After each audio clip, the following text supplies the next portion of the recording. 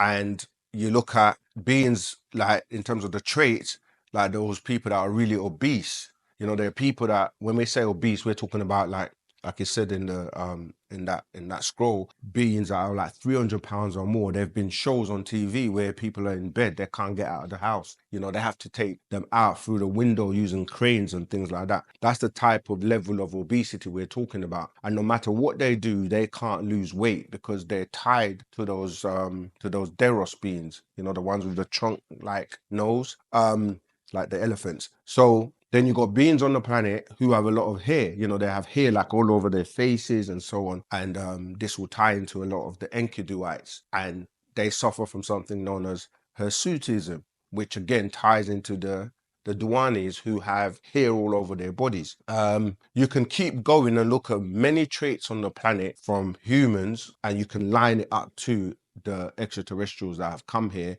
and have been living here and are walking amongst us and living amongst us. Now, Panda Babianoon was, in fact, I've never seen or heard anybody else go into as much detail about these species of extraterrestrials and how it ties into the races on the planet and the fact that he's an extraterrestrial. No other teacher came on the scene saying they were an extraterrestrial. But back then, when he was teaching this information, in fact, that comes from the calendar. Yeah, this goes back to, this is published in 1996. So today you see a lot of people talking about extraterrestrials and the orbs, and you know, it's getting more and more to the point where these extraterrestrials are going to start to be more visible. Many people have seen the Shaggies, you know, and it's going to become more and more prevalent for people to see or meet, or they're going to expose themselves. You're seeing crafts now. So yeah, we wanted to do this video just to remind people that, you know, this information is something that we've been teaching for years.